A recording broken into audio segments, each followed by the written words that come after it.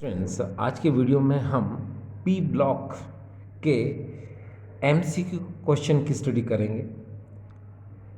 आज के वीडियो का जो पहला क्वेश्चन है, in the halogen family the oxidising action increases in the order. In the halogen family the oxidising action increases in the order. हम बहुत अच्छे से जानते हैं 17th ग्रुप के जो एलिमेंट्स होते हैं उनको हम हेलोजन कहते हैं। और ये जो हेलोजन है ये fluorine, chlorine, bromine and iodine होता है। इसमें एस्टेटिन एक रेडियो एक्टिव एलिमेंट होता है। तो अब हमारे सामने क्वेश्चन है, ये देखिए यहाँ पर क्वेश्चन इस तरह से है कि in the halogen family the oxidising action increases in the order. हमको ये जो हेलोजन फैमिली के जो फ्लोरीन, क्लोरीन, ब्रोमीन और आयोडीन हैं इनका हमको ऑक्सीडाइजिंग एक्शन का इंक्रीजिंग ऑर्डर बताना है। तो हम क्या करते हैं, हम सबसे पहले लेते हैं F2, फिर लेते हैं हम यहाँ पर Cl2, ये देखिए F2, फिर हम लेते हैं यहाँ पर Cl2, फिर हम यहाँ पर लेते हैं Br2 और यहाँ पर अब हम आगे लेते हैं I2। ये देखिए, वैसे भी आप बहुत अच्छे से जानते हैं डियर स्टूडेंट्स, ये जो 17th ग्रुप के ये जो एलिमेंट हैं जैसे F, Cl, Br और I, इनको हम कहते हैं हेलोजन। इसमें जो फ्लोरीन है इसको हम लोग बोलते हैं सुपर हेलोजन। क्यों? क्योंकि इसकी इलेक्ट्रोनेगेटिविटी बहुत ज़्यादा होती है, 4.0। ठीक। दूसरी बात, 17 ग्रुप में एक एलिमेंट और आता है जिसका नाम क्या है, एस्टेटिन। मगर ये एस्टेटिन जो है ये एक रेडियो एक्टिव एलिमेंट है, ये रेडियो एक्टिव एलिमेंट है, रेडियो एक्टिव एलिमेंट। अब हमको बात ये करना है, ये जो हेलोजन फैमिली है FCl, Br, I, यहाँ पर F2, Cl2, Br2 और I2 की बात हो रही है, तो हमको बताना है इसका ऑक्सीडाइजिंग एक्शन। अब ये oxidising agent, oxidising action, oxidising property, ये होता क्या है? तो डियर स्टूडेंट्स, हमेशा एक बात का ध्यान रखिए, वो एटम जो इलेक्ट्रॉन गेन करता है वो ऑक्सीडाइजिंग एजेंट होता है। और इस फिनोमिना को, जिसकी वजह से ये इलेक्ट्रॉन गेन करता है किसी अदर एटम से, इसको हम लोग बोलते हैं ऑक्सीडाइजिंग प्रॉपर्टी, ऑक्सीडाइजिंग एक्शन, ठीक है, ऑक्सीडाइजिंग टेंडेंसी। ठीक है। तो अब बात ये आती है कि यहाँ पर ये जो F2, Cl2, Br2, I2 है, इसका इलेक्ट्रॉन गेन करने का ऑर्डर क्या होगा? तो डियर स्टूडेंट्स, यहाँ पर थोड़ा सा हमें चलना पड़ेगा इलेक्ट्रोकेमिस्ट्री में। इलेक्ट्रोकेमिस्ट्री में आपको पता है इलेक्ट्रोकेमिकल सीरीज होती है और उस इलेक्ट्रोकेमिकल सीरीज में E0 वैल्यू होती है। ठीक है, क्या होती है डियर? E0 value. अगर हम यहाँ पर E0 वैल्यू की बात करते हैं जिसको हम लोग बोलते हैं स्टैंडर्ड रिडक्शन पोटेंशियल, तो यहाँ पर जो इनकी वैल्यूज़ होती हैं वो किस ऑर्डर में डिक्रीज होती हैं वो मैं बता देता हूँ आपको। अगर हम इलेक्ट्रोकेमिकल सीरीज की बात करेंगे तो इलेक्ट्रोकेमिकल सीरीज में फ्लोरीन का जो E0 वैल्यू होता है वो सबसे हाईएस्ट होता है 2.87 वोल्ट। फिर उसके बाद Cl2 का नंबर आता है। ठीक है, और Cl2 का कितना होता है? Cl2 का होता है 1.36 वोल्ट। फिर उसके बाद Br2 का नंबर आता है और Br2 का होता है 1.09 वोल्ट। और उसके बाद I2 का नंबर आता है, I2 का होता है 0.54 वोल्ट। अब यहाँ पर एक बात ध्यान देने की है कि E0 वैल्यू जिसकी जितनी ज़्यादा होती है उसमें इलेक्ट्रॉन को गेन करने की टेंडेंसी उतनी ही ज़्यादा होती है। अब आप देख सकते हो कि I2 की कम वैल्यू है, Br2 की ज़्यादा हो गई, Cl2 की और ज़्यादा हो गई, F2 की सबसे ज़्यादा हो गई। तो हम यहाँ पर ये देख रहे हैं कि अगर हम नीचे से ऊपर की तरफ चल रहे हैं, I2 से अगर हम F2 की तरफ चल रहे हैं, तो इनकी E0 वैल्यू क्या हो रही है, बढ़ रही है। जब इनकी E0 वैल्यू बढ़ेगी तो इनमें इलेक्ट्रॉन को गेन करने की टेंडेंसी भी क्या होगी, बढ़ेगी। और इलेक्ट्रॉन गेन करने की टेंडेंसी को ही हम क्या बोलते हैं, ऑक्सीडाइजिंग एजेंट या ऑक्सीडाइजिंग प्रॉपर्टी कहते हैं। तो इसीलिए इसका ऑर्डर क्या होगा, इसका ऑर्डर डियर यही होगा। तो हम इसको कैसे लिख सकते हैं, सबसे पहले लिखेंगे हम I2, फिर हम लिखेंगे Br2, फिर हम लिखेंगे Cl2 और फाइनली लिखेंगे डियर हम F2। तो ये हो गया इसका ऑक्सीडाइजिंग एक्शन, यही हो गया है इसका ऑक्सीडाइजिंग प्रॉपर्टी, ठीक है। और ये ऑक्सीडाइजिंग प्रॉपर्टी क्या हो गई, इस ऑर्डर में क्या हो रही है डियर, ये इंक्रीज हो रही है। कहाँ से, I2 से F2 की तरफ। तो इसके अंदर अगर आप ऑप्शन देखें तो ये ऑप्शन कहाँ होगा, देखिए जरा, ये चार ऑप्शन में से आप ऑप्शन ढूंढिए कि सबसे पहले क्या आना चाहिए। सबसे पहले क्या आना चाहिए, सबसे पहले I2 आना चाहिए, फिर उसके बाद में Br2 आना चाहिए, उसके बाद में Cl2 आना चाहिए, उसके बाद में F2 आना चाहिए। तो ये ऑप्शन है डियर यहाँ पर डी, ये इसका करेक्ट ऑप्शन, ठीक है। देखो I2, Br2, Cl2 and F2, तो ये इसका जो ऑर्डर है ऑक्सीडाइजिंग एक्शन, ये इंक्रीजिज ऑर्डर है। ये देखिए, जिसको कि अभी मैंने आपको बताया E0 वैल्यू इस ऑर्डर में बढ़ रही है, इसीलिए ऑक्सीडाइजिंग प्रॉपर्टी भी इस ऑर्डर में बढ़ेगी। क्यों, क्योंकि इस ऑर्डर में इलेक्ट्रॉन गेन करने की टेंडेंसी क्या होती है, बढ़ती है। ठीक डियर, चलिए अब हम अगले क्वेश्चन की तरफ जा रहे हैं। अगला क्वेश्चन हमारे सामने है, ये देखिए, the set with correct order of acidity. हमारे पास ऑप्शन चार हैं, A, B, C और D, इनमें से ही हमको बताना है। अब अगर आप इनको देख रहे हो तो यहाँ पर हम पहले किसी एक को ले लेते हैं। सपोज हम A ऑप्शन को ले लेते हैं, क्योंकि हमको यहाँ पर 4 डिफरेंट हमको ऑक्सी एसिड मिल जाएंगे। तो हम शुरुआत करते हैं इसकी। देखो हम ले रहे हैं HClO, फिर हमने लिया HClO2, फिर हमने लिया यहाँ पर HClO3 और फिर हमने लिया यहाँ पर HClO4, ये हमने ले लिया। ठीक, अब आप इसमें देखिए सिमिलरिटी क्या है। सिमिलरिटी है कि इसमें भी Cl है, इसमें भी Cl है, इसमें भी Cl है, इसमें भी Cl है। इसका मतलब ये ऑक्सी एसिड ऑफ हेलोजन तो है, मगर सिमिलर हेलोजन के लिए, जब हेलोजन क्या हो, सेम हो, तो ये ऑक्सी एसिड हमें नज़र आ रहे हैं। अब हम क्या करेंगे, हम इसका हमको क्या करना है, इसका हमको एसिडिटी बताना है कि एसिडिटी किसकी इंक्रीजिंग ऑर्डर में है, मतलब किस तरफ से इंक्रीजिंग ऑर्डर में है। तो आप यहाँ पर ये देखिए, इसका ऑक्सीडेशन नंबर अगर आप निकालते हो तो कितना आएगा, देखिए इसका आएगा यहाँ पर +1 आएगा, इसका निकालोगे तो +3 आएगा, इसका निकालोगे तो कितना +5 आएगा, इसका निकालोगे तो +7 आएगा। तो हम इस बात को समझते हैं कि जब हेलोजन सेम हो तो ऑक्सीडेशन नंबर Cl के जिस ऑर्डर में इंक्रीज होंगे उसी ऑर्डर में इनकी एसिडिक स्ट्रेंथ, एसिडिटी क्या होगी, बढ़ेगी। आप जानते हो एसिडिक स्ट्रेंथ और एसिडिटी क्या होता है। एसिडिक स्ट्रेंथ और एसिडिटी का मतलब होता है removal of hydrogen as a proton.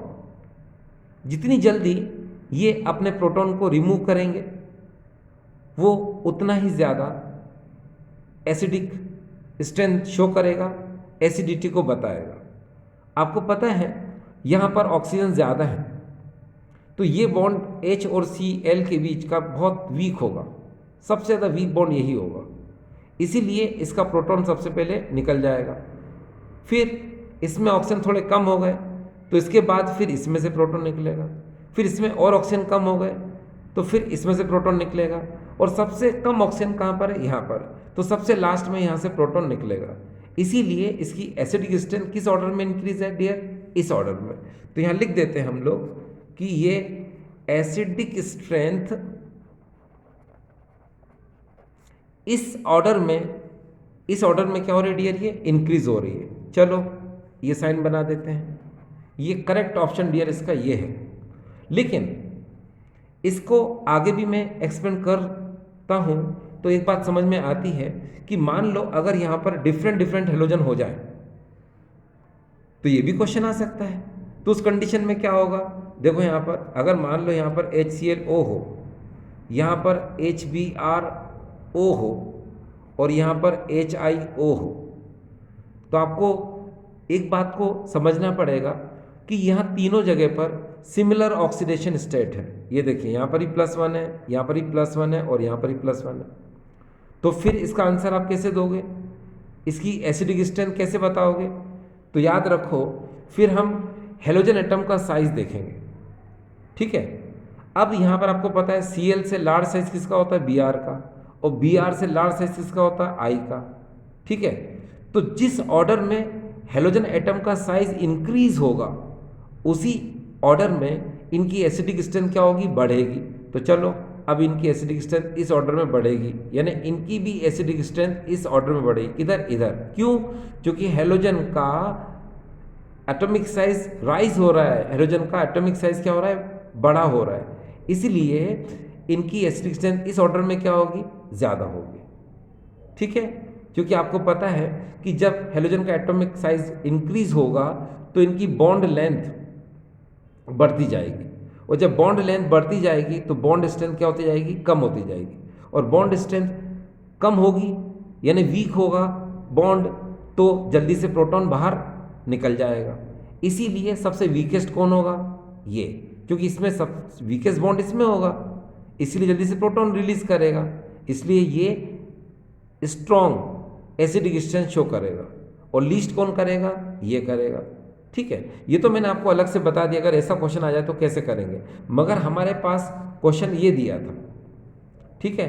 तो इसका आंसर कैसे बताया आपने, इसका आंसर आपने ऐसे बताया कि जब सिमिलर हेलोजन होते हैं, ठीक है, तो जिस ऑर्डर में इनका ऑक्सीजन स्टेट बढ़ता है उसी ऑर्डर में इनकी एसिडिक स्ट्रेंथ क्या होती है, बढ़ती है। तो इसका ये है आंसर। अब अपन मैच करते हैं कि इसका आंसर ये कहाँ दिया हुआ है। तो इसका आंसर है डियर क्या, ए, ये देखिए। तो ए पर अपन साइन लगा देते हैं, ठीक है। चलिए अब हम नेक्स्ट क्वेश्चन के लिए जा रहे हैं, और नेक्स्ट क्वेश्चन हमारे सामने है the hybridisation of XC in XeF6। हमको बताना है कि इस XeF6 में जीनोन में कौन सा हाइब्रिडेशन होगा।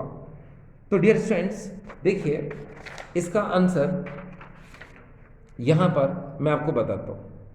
होता यह है कि हम बहुत अच्छे से जानते हैं कि जितनी भी नोबल गैसेस होती हैं उन सबके वैलेंसी शेल में 8 इलेक्ट्रॉन होते हैं। तो पहले आप 8 इलेक्ट्रॉन इस तरह से ड्रॉ कर लो, ये देखिए ऐसे कर लो, ठीक है। आपको पता है कि फ्लोरीन के आउटरमोस्ट शेल में 7 इलेक्ट्रॉन होते हैं। ऑक्टेट कंप्लीट करने के लिए इसको 1 इलेक्ट्रॉन चाहिए, तो ये इस तरह से बॉन्डेड हो जाएगा। ये देखिए, ये 2, ये 3, ये 4, ये 5 और ये 6, क्योंकि XeF6 है तो XeF6। अब हमेशा ध्यान रखना, आपको पता है एक ट्रिक, उस ट्रिक के अकॉर्डिंग क्या होता है कि जब दो एटम के बीच में सिंगल बॉन्ड होता है तो हम हाइब्रिडेशन निकालने के लिए इस ट्रिक का यूज करते हैं। ये देखिए ट्रिक है lone pair plus bond pair, इसका यूज करते हैं। तो लोन पेयर डियर क्या है, यहाँ पर 1 है, ये देखिए, और बॉन्ड पेयर क्या, सिंगल बॉन्ड, देखो 1 2 3 4 5 6, तो ये 6 हो गए। टोटल कितना है डियर, 7। तो 7 डिजिट का मतलब होता है कि यहाँ पर sp3d3 हाइब्रिडेशन होगा, क्योंकि आपको पता है 2 3 4 5 6 7 ये डिजिट है। अगर 2 आता है तो वहाँ sp हाइब्रिडेशन होगा, 3 आता है तो sp2 होगा, 4 आता है तो sp3 होगा, 5 आता है तो sp3d होगा, 6 आता है तो sp3d2 होगा, और 7 आता है तो sp3d3 होगा। तो यहाँ पर 7 आ रहा है, इसलिए हाइब्रिडेशन कौन सा होगा, sp3d3। तो चलो इसका करेक्ट आंसर क्या है डियर, सी। ये देखिए sp3d3। इसी तरह का नेक्स्ट क्वेश्चन हमारे सामने है।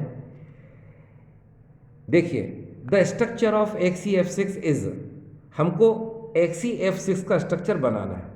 तो डियर स्टूडेंट्स, इस क्वेश्चन को अभी हमने थोड़ी देर पहले सॉल्व किया। आपने ये देखिए, आपने देखा कि इस XeF6 में जो हाइब्रिडेशन आया था sp3d3 आया था। अब sp3d3 में जो ज्योमेट्री होती है आपको पता है पेंटाकोनिकल बायपिरामिडल होती है, जिसमें 72 डिग्री एंड 90 डिग्री का एंगल होता है, ठीक है।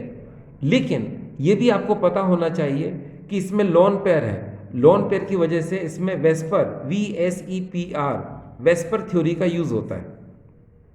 तो वेस्पर थ्योरी के अकॉर्डिंग क्या होता है आप जानते हैं कि जब लोन पेयर और बॉन्ड पेयर होते हैं तो इनमें क्या होता है, रिपल्शन होता है। रिपल्शन की वजह से इनका बॉन्ड एंगल और ज्योमेट्री दोनों क्या हो जाते हैं, चेंज हो जाते हैं, ठीक है। तो जो पहले इनका ज्योमेट्री होता है अब वैसा ज्योमेट्री इनका नहीं रहता। पहले कौन सा था, पहले था इसका पेंटाकोनिकल बायपिरामिडल, ठीक है। लेकिन लोन पेयर की वजह से ज्योमेट्री क्या हो जाती है, बदल जाती है। वो क्या हो जाती है, वो हो जाती है डिस्टॉर्टेड ऑक्टाहेड्रल, ठीक है। कैसे होती है, अगर इसका शेप बनाना चाहोगे तो कैसे बनेगा डियर, चलो इसका शेप मैं आपको बता देता हूँ। इसका शेप बनेगा डियर ऐसे, आप जिस तरह से पहले ऑक्टाहेड्रल बनाते हो उसी तरह से आप यहाँ पर जीनोन लिख दो, यहाँ इस तरह से ऐसे इसको कर दीजिए।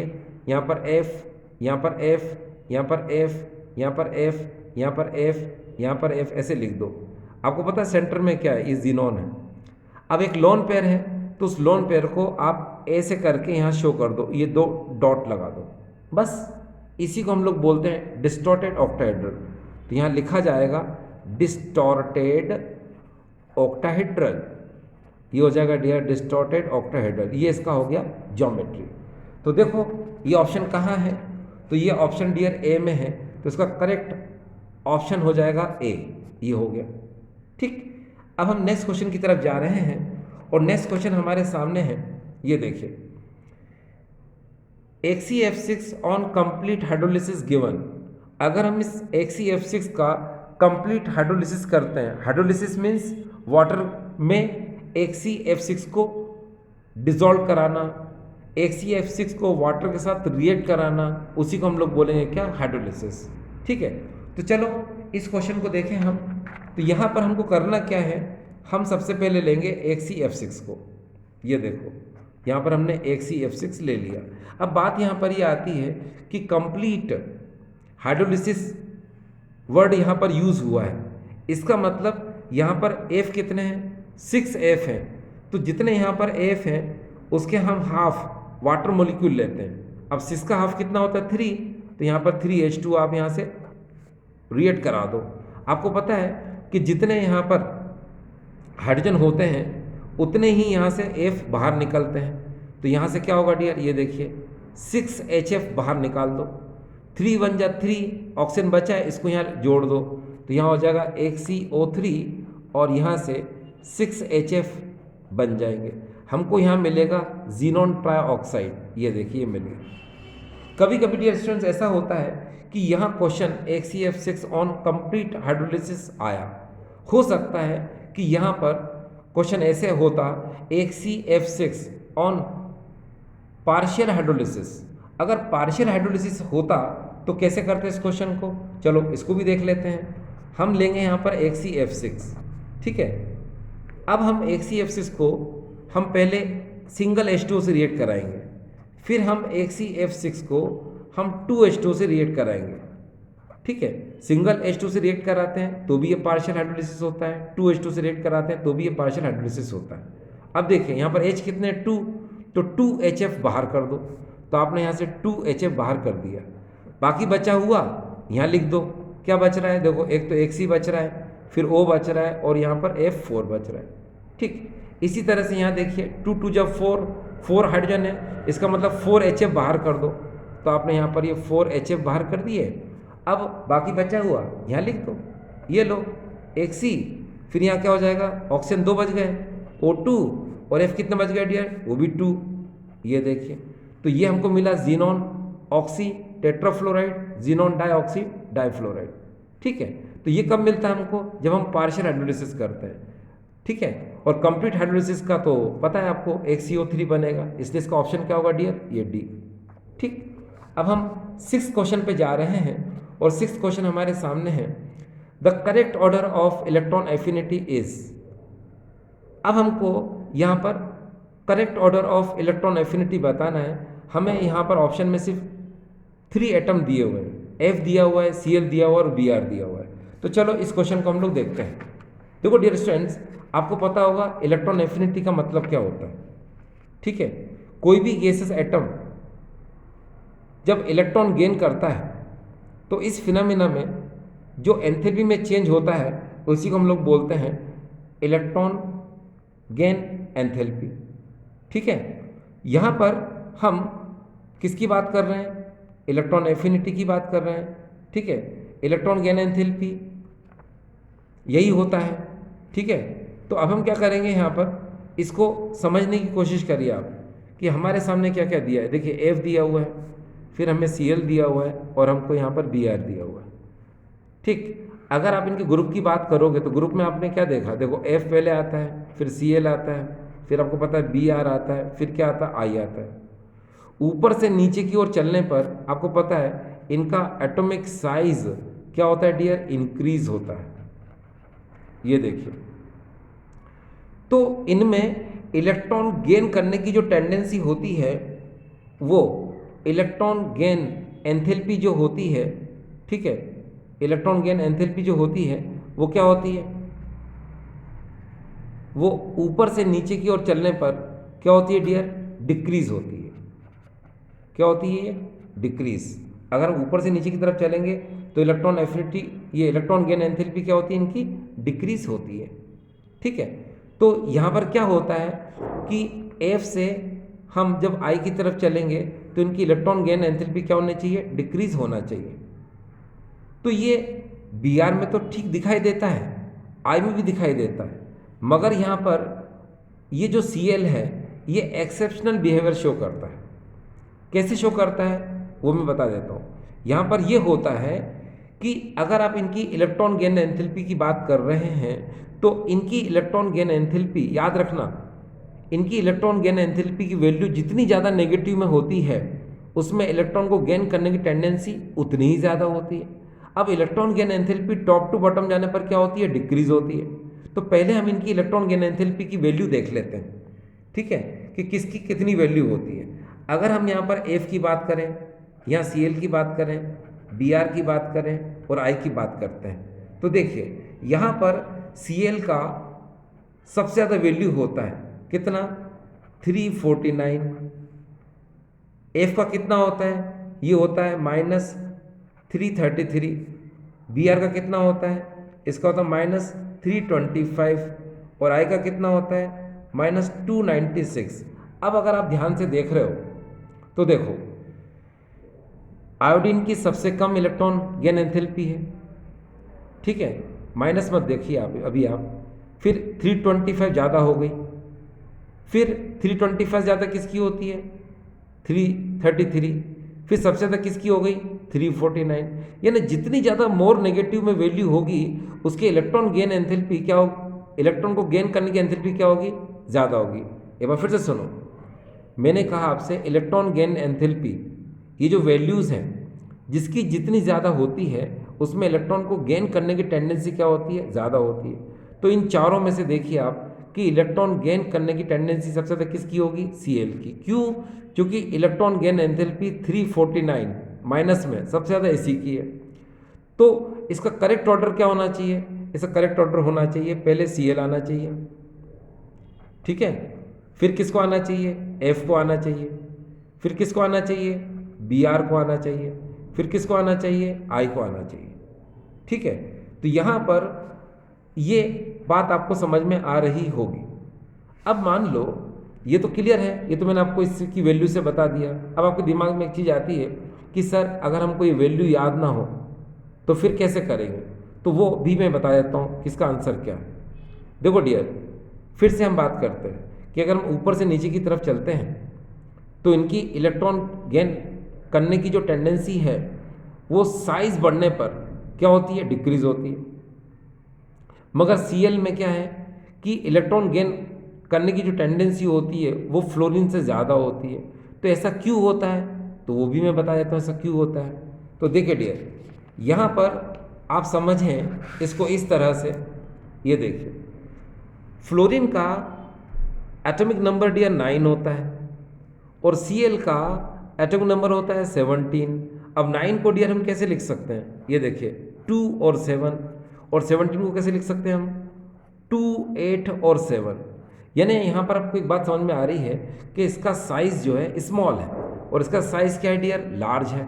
तो यहाँ लिख देते हैं पहले स्मॉल साइज, ये देखिए स्मॉल साइज, और यहाँ पर क्या है सर इसका, ये लार्ज साइज मैंने लिख दिया।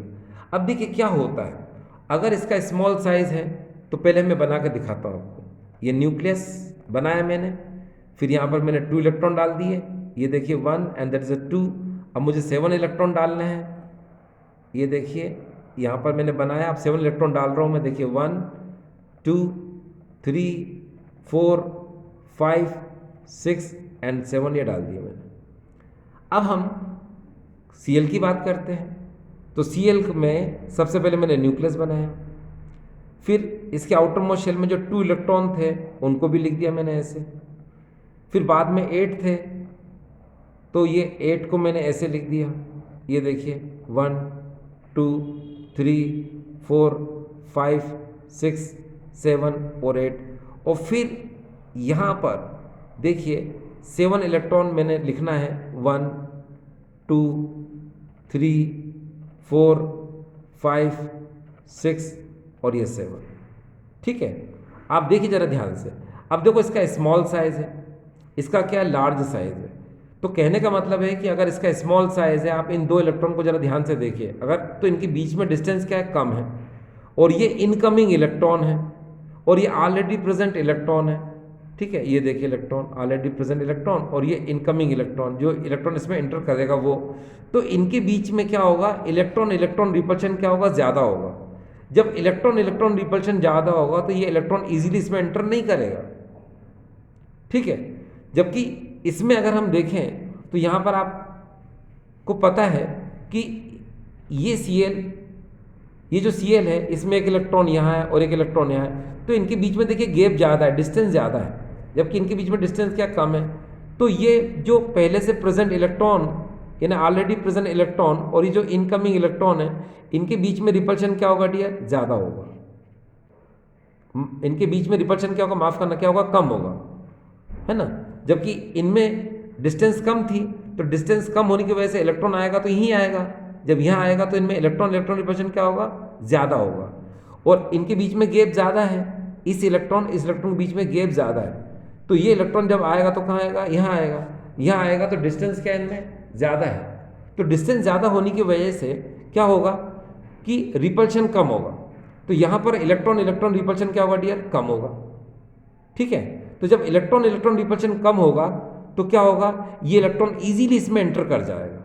जब ये इलेक्ट्रॉन इजीली एंटर कर जाएगा तो इसकी इलेक्ट्रॉन गेन एंथैल्पी की वैल्यू क्या होगी डियर, यहाँ पर ज़्यादा होगी, और इसकी इलेक्ट्रॉन गेन एंथैल्पी की वैल्यू क्या होगी, कम होगी। तो यहाँ आपको पता चल गया कि Cl की इलेक्ट्रॉन गेन एंथैल्पी ज़्यादा होती है, किससे, फ्लोरीन से। स्टूडेंट्स, हम इनके ऑप्शन की बात करते हैं, तो यहाँ ए ऑप्शन को देखिए, यहाँ पर क्या है, Cl से ज़्यादा F की इलेक्ट्रॉन एफिनिटी बता रहा है, तो ये ऑप्शन नहीं हो सकता। ठीक है, यहाँ पर देखिए क्या हो रहा है कि Br की इलेक्ट्रॉन एफिनिटी Cl से ज़्यादा बता रहा है, तो ये भी ऑप्शन नहीं हो सकता। अगर हम सी ऑप्शन को देखें तो यहाँ पर फिर से देखिए कि Cl से ज़्यादा F की इलेक्ट्रॉन एफिनिटी बता रहा है, तो ये भी ऑप्शन नहीं हो सकता। तो यहाँ ऑप्शन डी देखते हैं होता है कि नहीं होता है। अब देखिए F से ज़्यादा Cl की इलेक्ट्रॉन एफिनिटी है, ठीक है, और Br से ज़्यादा भी क्या है, Cl की इलेक्ट्रॉन एफिनिटी है। ठीक है, तो इसीलिए यहाँ पर इसका ऑप्शन क्या होगा डियर, डी। तो D is the correct option. ठीक है, चलिए अब हम अगले क्वेश्चन की तरफ जा रहे हैं।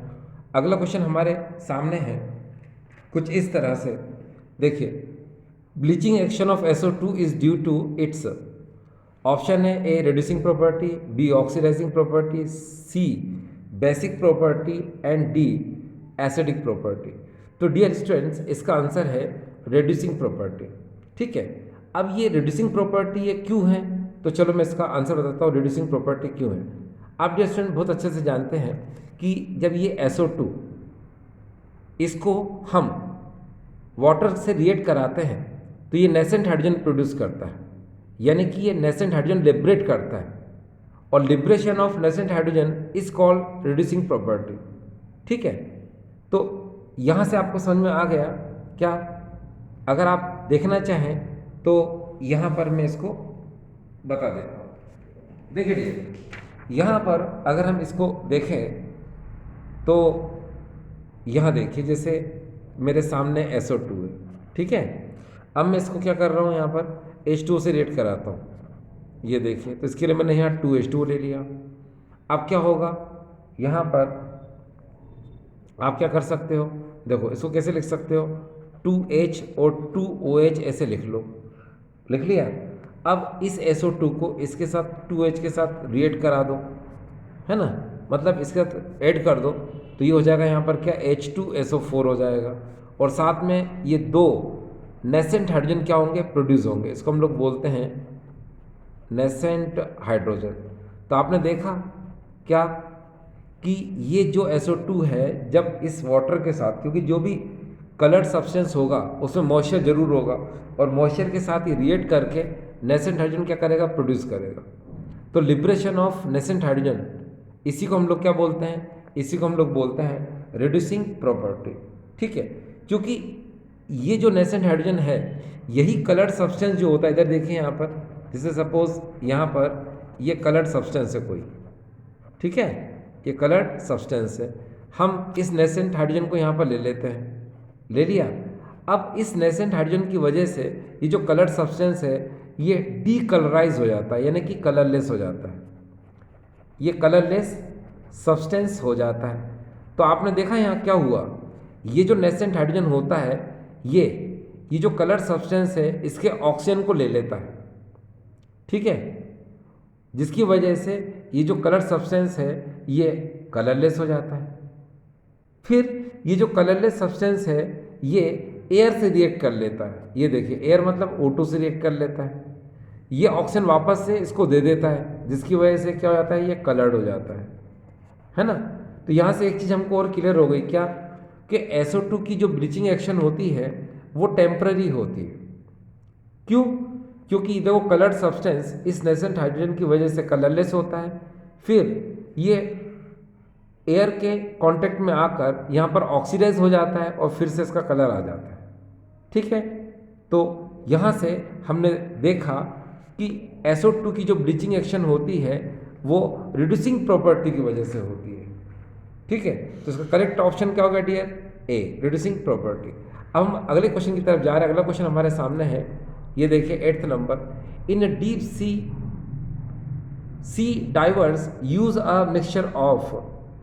तो डियर स्टूडेंट्स आपको पता होगा कि इसका आंसर क्या आएगा, इसका आंसर आएगा डी, ये ऑक्सीजन एंड हीलियम। ठीक है, आप बहुत अच्छे से जानते हैं कि जो स्कूबा डाइविंग होती है, ठीक है, स्कूबा डाइविंग जो होती है self content under water breathing apparatus, ये स्कूबा डाइविंग जो होती है उसमें जो डाइवर्स होते हैं अपने साथ ऑक्सीजन प्लस हीलियम इस मिक्सचर को ब्रीथिंग के लिए यूज़ करते हैं। क्योंकि जब हम डीप सी डाइविंग में जाते हैं या कोई भी डाइवर्स जाता है तो नीचे की तरफ एटमॉस्फेरिक प्रेशर बढ़ता है। एटमॉस्फेरिक प्रेशर बढ़ने की वजह से जो ऑक्सीजन है वो हमारी बॉडी में जल्दी इंटर करती है। ठीक है, तो होता यह है कि ये जो हीलियम है ये इस ऑक्सीजन को बॉडी में एटमॉस्फेरिक प्रेशर बढ़ने के वजह से क्या होती है, धीरे धीरे भेजती है। दूसरी बात, ये हीलियम क्या करती है, ये हीलियम ब्लड में बहुत कम क्या होती है, डिजॉल्व होती है। ठीक है, पहले के समय पर एयर का यूज़ होता था। एयर में क्या होता था, ऑक्सीजन के साथ साथ नाइट्रोजन भी होती थी। तो जो डाइवर्स होता है वो जब नीचे की तरफ डाइविंग, डीप सी डाइविंग करता है तो ऑक्सीजन के साथ साथ उसकी बॉडी में नाइट्रोजन भी इंटर करता है। तो ये नाइट्रोजन उसकी बॉडी में जो है ज़्यादा इंटर कर जाती है। ठीक है, उसके ब्लड में ज़्यादा मिक्स हो जाती है। और जब वो डाइवर्स सरफेस पे आता है तो धीरे धीरे क्या होती है, ये रिलीज़ ना होकर रेपिडली रिलीज़ होती है। जब रेपिडली रिलीज़ होती है तो होता ये है कि उसके बॉडी पर ब्लिस्टर बन जाते हैं। नोज और माउथ से उसको ब्लड की वोमिटिंग होने लग जाती है।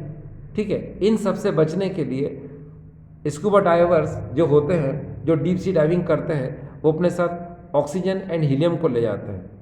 ठीक है, क्योंकि हीलियम जो है ये ब्लड में धीरे धीरे डिजॉल्व होता है और जब डीप सी डाइवर्स वापस सरफेस पे आता है तो उसको ये प्रॉब्लम नहीं होती है।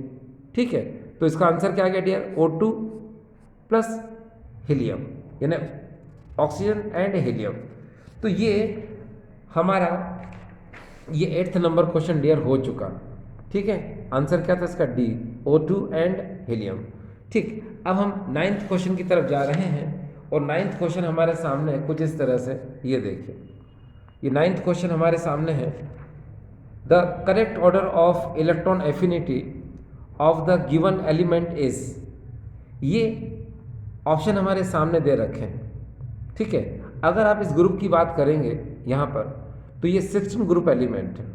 16 ग्रुप हम इसको ऐसे भी देख सकते हैं। ये देखिए यहाँ पर, ये देखिए ये 16th ग्रुप, और 16 ग्रुप को हम ऐसे देख सकते हैं। देखिए यहाँ पर ओ, स, से, ते, पो, ये आपको याद रहेगा। ओ श्याम शीतल तेरे पाँव। ठीक है, ठीक है, या फिर ओ, स, से, टे, पो ऐसे भी याद कर सकते हो। ठीक है, अब बात ये आ रही है कि ये ग्रुप 16 है और 16 में जब हम ऊपर से नीचे की तरफ आते हैं तो इनका एटॉमिक साइज क्या होता है, इंक्रीज होता है। ये एटॉमिक साइज क्या होता है इनका, इंक्रीज होता है। ठीक है, अब जब एटॉमिक साइज इंक्रीज होगा तो इनकी इलेक्ट्रॉन गेन एंथैल्पी वो क्या होगी डियर, वो डिक्रीज होगी। ये क्या होगी, डिक्रीज होगी। ठीक है, तो करेक्ट ऑर्डर क्या होना चाहिए आपके हिसाब से? आपके हिसाब से करेक्ट ऑर्डर जो होना चाहिए वो ये होना चाहिए, ओ, स, से, टे, ओ। ये ऑप्शन आपके हिसाब से होना चाहिए। तो डियर स्टूडेंट्स, मैं कहूँ आपसे, नहीं, ये रॉन्ग है। अब ये रॉन्ग क्यों है? तो देखो मैं बताऊँ आपको कि आपको मैंने बताया था हेलोजन के केस में इलेक्ट्रॉन गेन एंथैल्पी की वैल्यू जितनी ज़्यादा होगी उसमें इलेक्ट्रॉन को गेन करने की टेंडेंसी क्या होगी, ज़्यादा होगी। अब अगर मैं इन चारों की बात करूं, जैसे oxygen, sulphur, selenium, tellurium and polonium, इनकी इलेक्ट्रॉन गेन एंथैल्पी की जो वैल्यूज़ हैं वो मैं आपके लिए यहाँ लिख देता हूँ। जैसे यहाँ अगर हम बात करेंगे ऑक्सीजन की -141, सल्फर की -200, सेलेनियम की -195, टेल्यूरियम की -190 और पोलोनियम की -174 ये वैल्यू होती है। अब आपको पता है कि इलेक्ट्रॉन गेन एंथैल्पी की वैल्यू जितनी ज़्यादा नेगेटिव होगी उसमें इलेक्ट्रॉन को गेन करने की टेंडेंसी क्या होगी, सबसे ज़्यादा होगी। तो यहाँ आप देख सकते हो सल्फर में सबसे ज़्यादा है, ये देखिए 200। उसके बाद में किस में, सेलेनियम में, फिर किस में, टेल्यूरियम में, फिर किस में, पोलोनियम में। और ऑक्सीजन की सबसे कम इलेक्ट्रॉन गेन एंथैल्पी है। ठीक है, तो सबसे पहले क्या आना चाहिए, ये आना चाहिए क्योंकि लीस्ट है, लीस्ट, इसकी इलेक्ट्रॉन एफिनिटी सबसे कम है। तो यहाँ पर हम ऑक्सीजन लिखेंगे पहले। ठीक है, उसके बाद हम किसको लिखेंगे, पोलोनियम को लिखेंगे, फिर हम टेल्यूरियम को लिखेंगे, ठीक है, फिर हम यहाँ पर सेलेनियम को लिखेंगे और फाइनली लिखेंगे हम सल्फर को, ये लिखेंगे, ठीक है। तो इसका करेक्ट ऑप्शन जो है वो इनमें से क्या हो सकता है, देख लीजिए, पहले मैच कर लीजिए। पहले क्या है, ऑक्सीजन सबसे कम, फिर आपको पता है पीओ आएगा, ठीक है, फिर यहाँ पर क्या आएगा, टेल्यूरियम आएगा, फिर कौन आएगा, सेलेनियम आएगा, और लास्ट में कौन आएगा, सल्फर। इन 4 ऑप्शन में से देखिए कौन सा आंसर सही है। देखो यहाँ पर ऑक्सीजन की सबसे ज़्यादा बता रहा है ये, सल्फर से भी ज़्यादा बता रहा है, तो ए ऑप्शन जो है इसका नहीं हो सकता, ठीक है। अगर हम बी ऑप्शन की बात करते हैं तो ये भी ऑक्सीजन से ज़्यादा बता रहा है, किसकी, सल्फर की, ठीक है, यहाँ पर है ना। और यहाँ अगर हम देखें तो यहाँ पर क्या, ये देखिए ऑक्सीजन सी में सबसे कम है, फिर पोलोनियम है, फिर टेल्यूरियम है, फिर सेलेनियम है, ठीक है, और लास्ट में कौन है, सल्फर। तो करेक्ट ऑप्शन क्या होना चाहिए इसका, सी होना चाहिए। देखिए हमने भी यही बताया था इसका आंसर, ये देखिए एक बार फिर से, इसमें कन्फ्यूज़न की बात नहीं है, ज़रा ध्यान से देखना। ऑक्सीजन की वैल्यू सबसे कम है,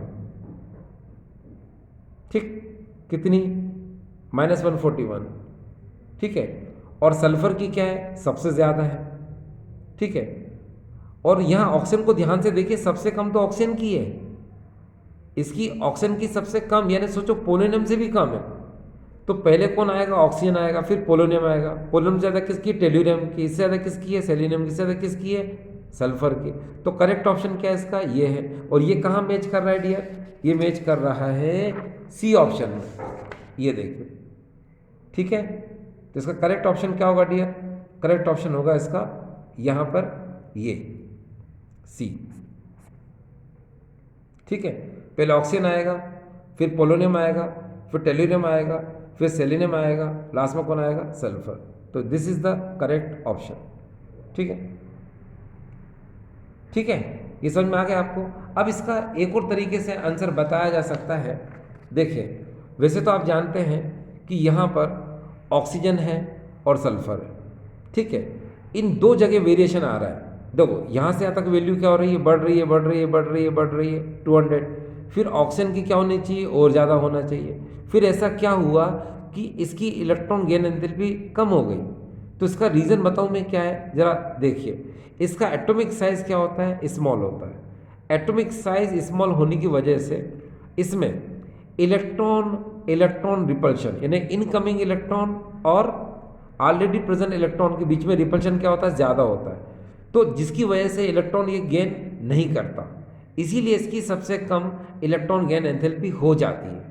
इसीलिए ये पोलोनियम से भी कम पर आ जाता है। इसलिए करेक्ट ऑप्शन क्या होगा डियर इसका, ये, ठीक, यानी कि इसमें बताया मैंने कौन सा, सी।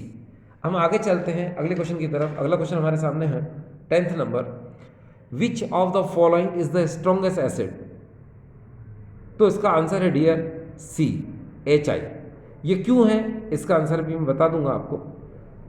अब आप इस क्वेश्चन को भी देख लीजिए, which of the following halogen acid have highest bond dissociation enthalpy, ठीक है। तो इसका आंसर है यहाँ पर क्या, सी, HF। अब आप सोच रहे होंगे इसका एक्सप्लेनेशन नहीं किया, इसका एक्सप्लेनेशन भी नहीं किया, तो मैं दोनों का एक्सप्लेनेशन एक ही नोट से बताऊंगा। और नोट क्या है वो देखें आप। देखिए डियर, सबसे पहले हम बात करेंगे F की, Cl की, Br की और I की।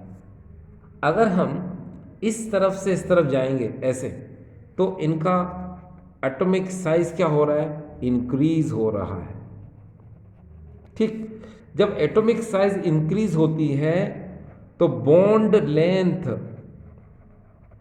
ये जो बॉन्ड लेंथ है किनकी, HI, HBr, HF, HCl, इनकी बॉन्ड लेंथ क्या होती है, वो भी इंक्रीज होती है। जब बॉन्ड लेंथ इंक्रीज होगी तो बॉन्ड स्ट्रेंथ क्या होगी, डिक्रीज होगी। ये देखिए यहाँ पर बॉन्ड स्ट्रेंथ क्या होगी डियर, डिक्रीज होगी। ठीक। बॉन्ड स्ट्रेंथ डिक्रीज का मतलब होता है क्या, इनके बीच का जो बॉन्ड है वो वीक होता जा रहा है, यानी बॉन्ड स्ट्रेंथ क्या होगी, इनकी डिक्रीज होगी। ठीक है, तो यहाँ पर जो बॉन्ड डिसोसिएशन एंथैल्पी है, बॉन्ड डिसोसिएशन एंथैल्पी एंथैल्पी वो भी क्या होगी, वो भी डिक्रीज होती जाएगी। ठीक, ये देखो डिक्रीज। तो अब आपको पता चल गया क्या, कि अगर हम यहाँ पर HF, HCl, HBr और HI की बात करें तो यहाँ पर देखो बॉन्ड डिसोसिएशन एंथैल्पी सबसे कम किसकी है, इसकी, HI की। सबसे ज़्यादा किसकी है, इसकी। तो इसका ये ऑप्शन हो गया, ये वाला। अब यहाँ पर देखिए इस क्वेश्चन में स्ट्रॉन्ग एसिड कौन है, HI। तो क्यों है, आपको पता है एसिडिक स्ट्रेंथ क्या होती है, या स्ट्रॉन्ग एसिड कौन होता है। तो सुनिए, वो एसिड जो अपना हाइड्रोजन एज ए प्रोटॉन जल्दी से लिबरेट कर देता है, वो स्ट्रॉन्ग एसिड होता है। ठीक है, आपको पता है इन चारों में सबसे वीक बॉन्डिंग कहाँ पर है, यहाँ पर। क्यों, क्योंकि इनकी बॉन्ड डिसोसिएशन एंथैल्पी सबसे कम यहीं पर है। तो ये अपना प्रोटॉन इन तीनों के कंपेयर, इन चारों की अगर हम बात करते हैं तो इन चारों में सबसे पहले ये HI अपना प्रोटॉन जल्दी से दे देगा। और आपको पता है किसी भी एसिड की एसिडिक स्ट्रेंथ इस बात पर डिपेंड करती है कि वो कितनी जल्दी अपना hydrogen as a proton liberate करता है। जो सब्सटेंस जितनी जल्दी अपना प्रोटॉन लिबरेट करेगा वो उतना ही स्ट्रॉन्ग एसिड होगा, इसलिए HI क्या हो गया डियर, इसका स्ट्रॉन्ग एसिड हो गया। ठीक डियर, चलिए तो देखिए डियर स्टूडेंट्स, ये वीडियो P ब्लॉक एलिमेंट्स के लिए है और ये पार्ट 1 है। आई होप डियर स्टूडेंट्स ये वीडियो आपको समझ में आया होगा। ठीक है, थैंक यू।